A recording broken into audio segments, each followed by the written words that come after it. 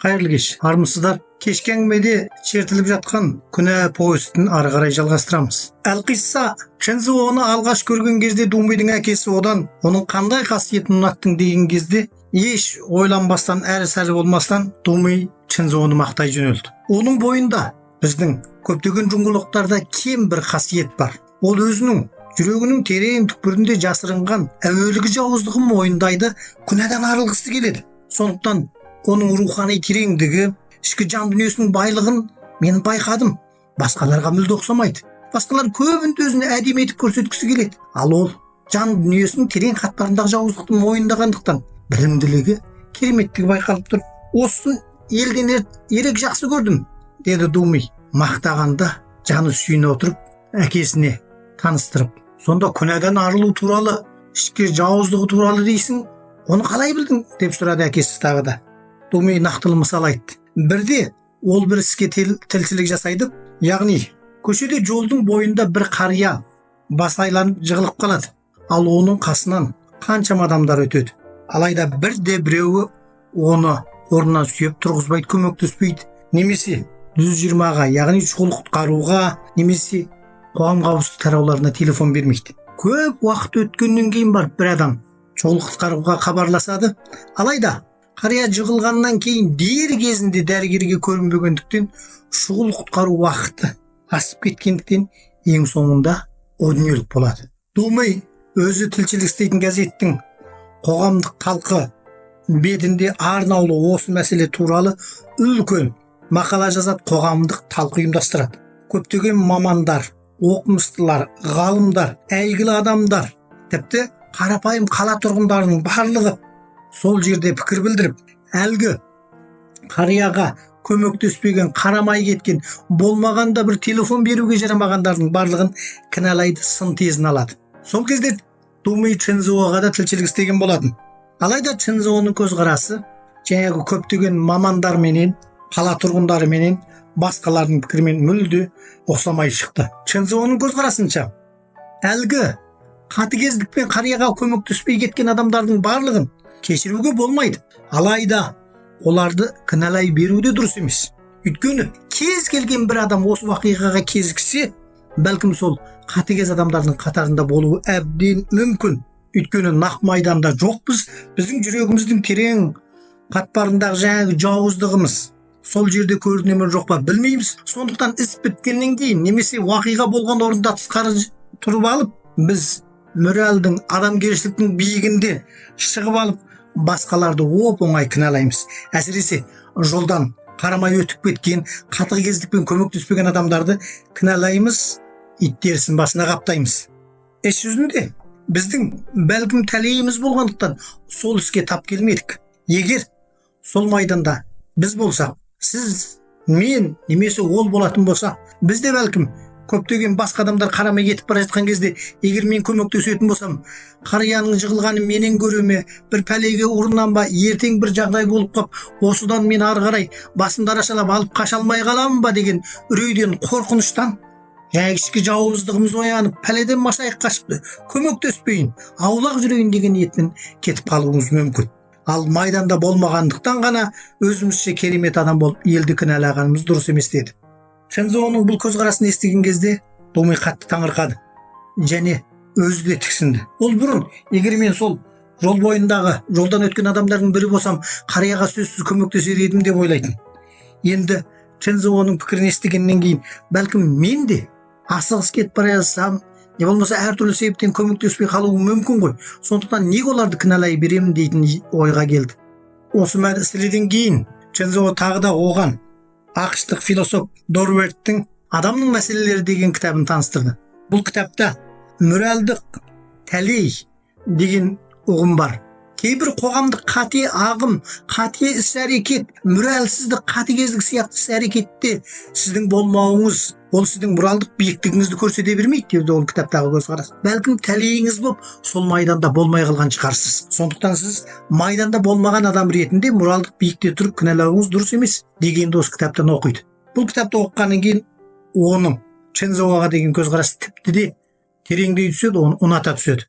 Думидің әкесі қызының Чензуо туралы ауыз-аузына тимей осы уақиғалардың бәрін баяндағанын ести отырып, қызының мынау жігітті, ауылдан келген қарапайым ғана бір жігітті ерекше ұнатқанын білді. Соңында әкесі: "Болды балам, мен сенің талғамыңа құрмет етемін. Өзің білесің, өмір сенікі" деді. Сонымен шешесі қанша қарсы болса да, Думей әкесінің қолдауымен Чензуомен махаббат қарым-қатынасын ары қарай өрбіте берді. Ал Чензуо жөнінен алғанда, Думей оның ең алғашқы махаббат еді. Университетте оқыған кезінде ол махаббаттасудан, қыздарға сөйлесуден мүлде қорқатын еді. Өзін бейне бір қарақшы ұрыдай сезінетін, басқаның еңбек жемесін ұрлап алған адам сияқты. Сондықтан махаббаттасу не теңім? Екі ортада бір қызбен махаббаттасып, жақсы көрген сезімді білдіріп жүрген кезде ұрлығым әшкерленіп қара бет болмайын дейтін. Елдің бәрінен өзін төмен санап, қоңырқай күй кешіп жүретін. Ешкімнің көзіне көрінбей, күн-түн демей сабақ қараумен болатын. Ал аспирантураға түскен кезінде де әлгі ұры-қары, қарақшы, басқаның еңбек жемісін ұрлаған деген сезімнен толық ада бола алмады. Жақсы оқысам, керемет нәтиже жарассам, содан кейін біртіндеп осыдан құтылсам деген ниетте де болды. Сондықтан махаббатты ойлауға да батылы бармады. Қызметке шыққаннан кейін Думейдің кезігуі, әсіресе Думейдің қала қыздарына тән еркіндігі, батылдығы оны алғаш махаббат сезіміне мастандырды. Кейін екеуі үйленіп үй болды. Міне осылай біртіндеп шынайы тұрмысқа қадам тастады. Бұрынғы өткен, анау өзін кінәлайтын, ұры қарақшы сезінетін сезімдер ұмытыла бастады. Чензуоның әкесі ол аспирантура оқып жүрген жылдары қайтыс болды. Сондықтан ауылда тіке туысынан нағашы ағасы ғана бар болатын. Думей екеуі үйленгеннен кейін ол ауылға жалғыз рет барып қайтты. Көкшібақ мерекесі қарсаңында ауылға барып, әке шешесінің қабырын сыпырып, туыс-туғандарына кезікті. Аталас туыстары, немерелес жұрағаттары оларды шақырып бәйек болып күтті. Сол кезде Думей Чензуодан: "Сенің ағаларың барлығы Джоу фамилиялы ғой. Сен қалайша Чензуо болып қалдың?" деп таңырқай сұраған еді. "Мен шешемнің фамилиясын қолдандым. Сондықтан мен Чен фамилиялы болдым. Әкем Джоу фамилиялы ғой" деп түсіндірген болатын Чензуо. Сөйтіп айтқанымен көңілі үрейден, қорқыныштан аулақ болмады. Міне осыдан кейін ол ауылға барудан мүлде тыйылды. Өйткені ол Думейді ерекше түсінетін. Думей қоғамда өте аз кездесетін, нағыз асқақ мұратшыл, мүлтіксіз мінсіздікті қалайтын жанның бірі еді. Егер Думей оның өткен өмірін білетін болса, әсіресе бүгінгі мынау керемет, білімді, дегдар, қоғамдағы алға басар жас деп танылып отырған судья Чензуоның өткен өміріндегі әлгі қара құрығын білетін болса, онда не болады деген дойлауға қорқатын. Сондықтан ауылына барғаннан кейінгі бір пүшек шығып қалудан үрейленді де мүлде ауылға аттап баспады.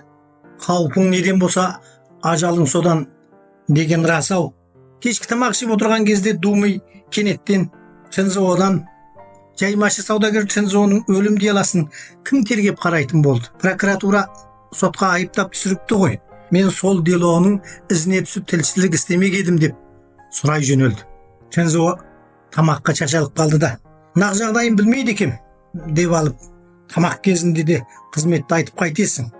Тыныш отырып тамақ ішейік. Бір қанша күн төменде шапқылап шаршамадың ба? Болды ғой, демалсаңшы" деді сөзді басқаға бұрған болып. Сонан соң тағы да Думейдің ойын басқа арнаға аударғысы келіп, бүгінгі мектептегі ата-аналар жиыны кезіндегі ұлының "Әке салыстырамын, әкенің сымбаты басқадан керемет дегенді салыстырамын" деп шығарған қызығын әңгіме етіп, дастархан басын күлкіге бөледі.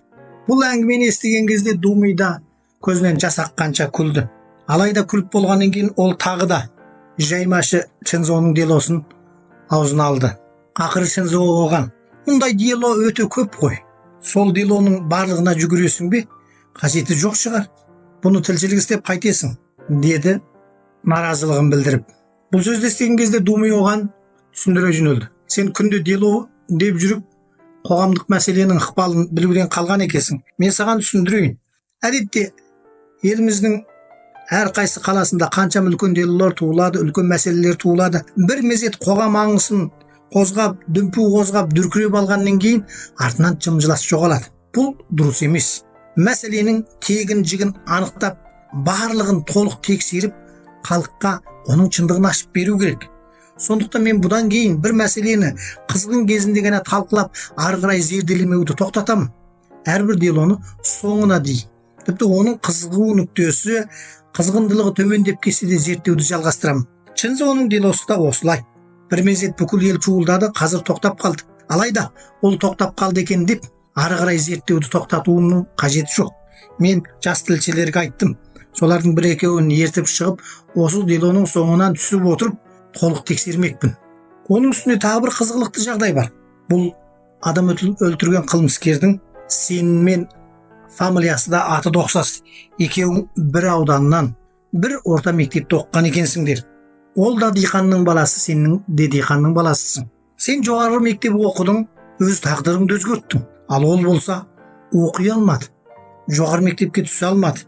Сондуктан бул маселени зерттөө керек. Бир ауылда туулган, бир мектепте окуган эки адамдын, аттас эки адамдын тагдыры эки түрлүү. Тагдырды өзгөртүп отурган окуу менен билим. Сондуктан бул тууралуу зерделегим келеди. Тереңирээк жазгым келеди, деди. Бул сөздү эстеген кезде Чинзоонун жонунан суук тер бурк эте түштү. Абдырап калды. Алайда Тумий бул әңгимени ары карай жалгастырган жок. Эртеси кызметке чыга сала судья Чинзоо сот баштыгына деп барды. Барды да оган өзүнүн келген оюн айтты. Мен бир судья иретинде сот саханасында отуруп сот ачкан кезимде өзүм менен фамилиялас аттас бир кылмыскерди тергеп отурсам, көңүл күйүмө кері әсер этет экен. Онун үстүнө бул когамдык пикирге де сылтау болама деп ойлаймын. Сондуктан башкалар бул делону истесе, делону башкада судьяга өзгөртүп берсеңиз деп өтүнүшүн билдирди. Сот баштыгы түшүнөмүн деди. Алайда делону башка судьяга өзгөртүү керекпи? Биз партгруппада талкылап көрөйүк. Содан кийин жабап беремин деди. Чинзоо жалгасты. Бул делону көптөгөн акпарат куралдары жазады, медиаларда таратады. Сол кезде судьянын аты мен кылмыскердин аты окшош чыгып жатса, онда бул акпаратта бир түрлүү күлкү козгоолу мүмкүн. Типти кээ бирөөлөр буну бир кызыктуу әңгиме ретинде жазып, биздин сот мекемесинин аброюна дак түсөмү деп коркамын. Буну да ойлаштырсаңыз, мүмкүндүктүн барынча башка адамга делону теңшерсеңиз, әдетте дело таңдамаймын, кыйын, ауыр демеймин, башка ар кандай делону иштөөдөн бас тартпаймын, деди өзүнүн жагдайын айтып. Онун үстүнө аттас гана болуп калмай, бул жауапкер экөөбүз бир ауылданбыз, бир аудандагы орта мектепте бирге окуганбыз. Бунун өзү эртең дело өкүмү чыгып жаткан кезде жұрттың күмәндануына, арада кара курук жүрдүмө деп пикир айтууна улашуу мүмкүн.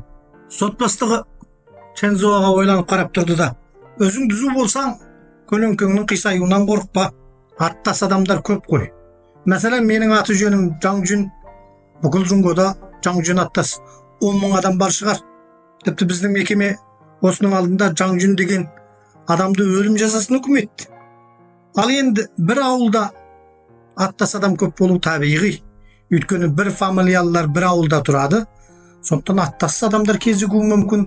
Туусуң болмагандан кийин, делода мүттүлөс адам болмагандан кийин коркуудун кажети жок. Делону башкага өзгөртүүнүн да кажети жок. Солайда мен пикиримди башкаларга жеткизейин, ойланып көрөйүк, деди. Чинзоо мекеме баштыгынын ыраазы болмаганын байкады. Бейне өзү делонун ауыр жеңилине бола кашкалактап тургандай сезингенин байкады. Мен делодон качып турган жокмун, тек мекемеге әуре келеме деп ойлаганым. Мүмкүндүк болсо ауыстырсаңыз, деди тагы да жалынып. Эч жүзүнө мындай жумуш бир үлкөн жумушка да жатпайт. Мекеме башчысы косулса болду, делону башка судьяга өзгөртүп, сонун сот ачууна береді. Эгер ол судьянын колунда башка дело болатын болса, оны теңшеп Чинзоого берүүнү болот. Алайда бул жолу мекеме баштыгы неге осунчалык косулмаган түшүнө алмады. Түштөн кийин кызметке келгенинде мекеме башчысы оған телефон берди. Түштүн алдында жыйнашып талкыладык. Башкалар дело ауыстырууга косулмады. Өйткені барлық судьяның қолында өте көп дело бар. Әркім әртүрлі пікір айтса болды, дело ауыстыра беретін болсақ, онда делоны рет тәртіп бойынша бөлудің не мағынасы қалады? Сондықтан істей берсін дегенге келді. Еш алаңдамай делоны істей бер деді. Чензуо осы бір қарапайым істің күрделесіп кеткенін түсіне алмады. Ана ойлап бері ойлап, бәлкім делоның характері күрделі болғандықтан жұрттың бәрі алғысы келмеген шығар деп ойлады. Өйткені бір жағында ақпарат құралдары Чензуоға жаны ашып, жаймашыға көмектесіп жеңіл соттау керек деп жазса, енді бір бөлім ақпаратта қала басқару мекемесіндегі зияндалушы, ойынға жаны ашығандар, қала басқару мекемесінің абыройын сақтау керек дейтіндері бар. Олай болса, бұл қоламталды дело, басқалар алғысы келмеді-ау, сондықтан менде қалды-ау деп ойлады. Ақыры амалсыз Чензуоның делосын тартпадан алып шығып үстелдің үстіне қойды. Деломен таныспақ, зерттеп көрмек болды. Тергеу материалдарын бар зейінін шоғырландырып оқи бастаса болды. Әсіресе Чензуоның қолының мөрі басылған, аты жазылған беттеріне келген кезде не оқып не қойғанын біле алмай қалатын. Тіпті көз алдына қайта-қайта қолына көзі салған өзі елестейтін болды. Бәлкім, егер кезінде Чензуоның жоғары мектеп шақыртуын орда болмаған болса, осы орнында, осы жерде сол отырар ма еді? Өзі қамақта отырар ма еді? Кім білсін. Ақыры жазбаша материалдан еш нәрсені оқып түсіне алмайтын болған соң, ол енді дело материалының ішіндегі Чензуоның суретін алып шығып қарамақ болды. Біреуі тіке қарсы алдынан тартылған, екеуі оң жақ сол жақ қырынан тартылған 3 сурет бар екен. Суреттегі жаймашы Чензуоны ол мүлде тани алмады. Кезіндегі өзі білетін Чензуодан мүлде басқа, әбден арықтаған, қап-қара болып, күнге күйіп тотыққан, көзі чүңірейіп, жақ еттері солып, жүзін ұйпа-түйпа сақал басқан адам. 40 жаста емес, бейне 60 жасқа келді дерліктей, әбден қартайған, жүдеген өңді адам. Мұндай бейне әрине Чензуоға бейтаныс емес.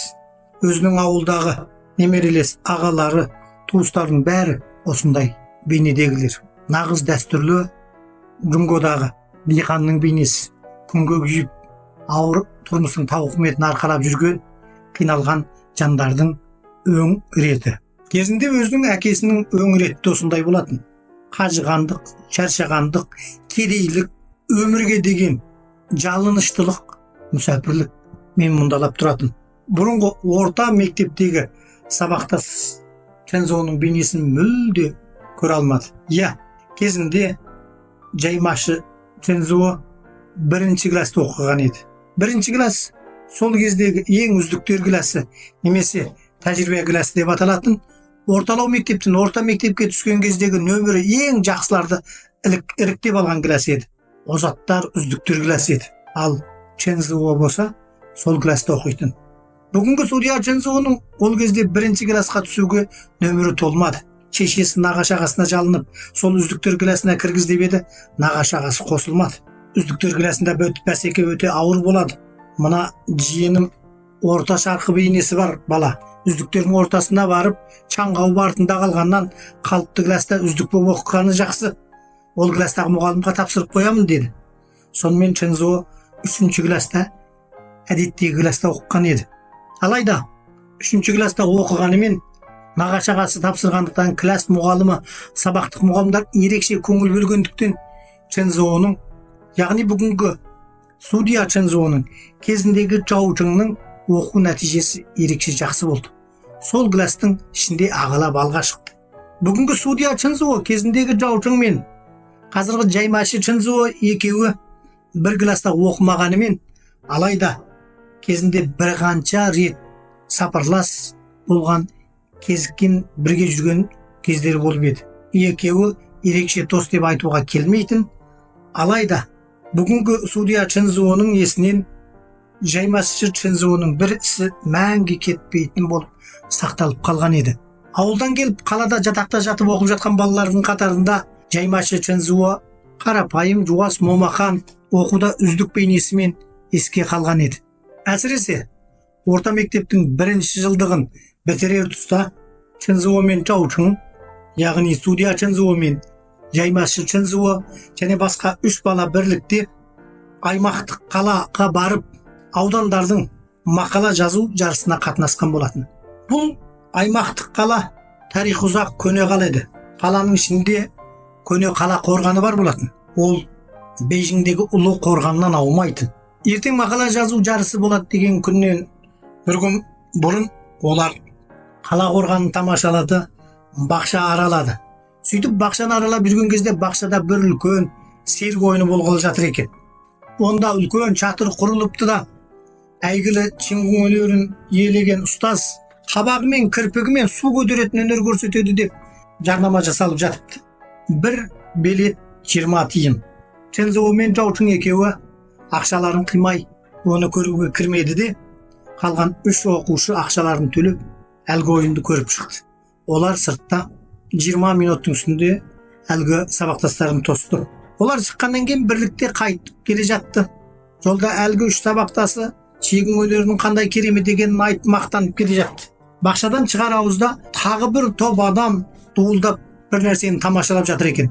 Бұл жолы ақша алмайтын болғандықтан Чензо мен Жаучың және әлгі сабақтастары ентелеп алдыға өтті.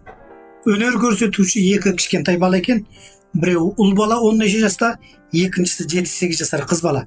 Әлгі ұл бала оң қолына өткір қанжарды алып ап, сол білегіне жұртқа көрсетіп тұрып соғып алды, ал қанжар болса білекті тесіп өте шықты. Қан атқақтап шықты. Әлгі қыз бала бір күлгін реңді дәріні әкеп септі де, ұл бала қанжарды суырып алды, сосын қолын орады. Осыдан кейін әлгі қыз бала қолына ыдыс алып, көрермендерді жағалап ақша жинады. Қаптап шуылдап көріп тұрғандардың бәрі жан-жаққа бытырап бір тиын ақша берместен кетіп қалды. Судья Чензо және қалған 3 сабақтасы да кеткелі жатыр еді. Кетіп те қалған еді. Алайда Жаймаш Чензо соңында қалды. Ол әлгі қыз баланың ақша сұраған ыдысына қалтасынан алып шығып 50 тиын тастады. Бұрылған кезде байқады, Жаймашы Чензо жылап тұр екен. Көзінен бұршақтап жас шығып тұр екен. Әлгі қолын жаралаған балаға жанашып тұр. Олар содан кейін үнсіз жатақтарына қайтты. Кейін судья Чензо кезіндегі Жаучың Чензо туралы ойласа болды. Оның бұршақтап көзінен жас аққан сол бір сәт есіне келеді. Өңін есіне келтіре алмайды. Алайда жасқа толы жанар үнемі көз алдында елестейді де тұрады. Енді бүгін Чензоның суретіне қараған кезде оның көз жанарында сол мөлдіреген жас тамшылар бар ма екен деп барлай қарады. Бәрі жоқ, әлде қашан қорғаған дүниеге жалынышпен наумез қарап тұрған адамның бейнесі. Жарайды онда, бүгінгі әңгіме осы жерге дейін. Жалғасын ертең тыңдайтын боласыздар. Ертең кезіккенше аман сау болыңыздар. Рахмет.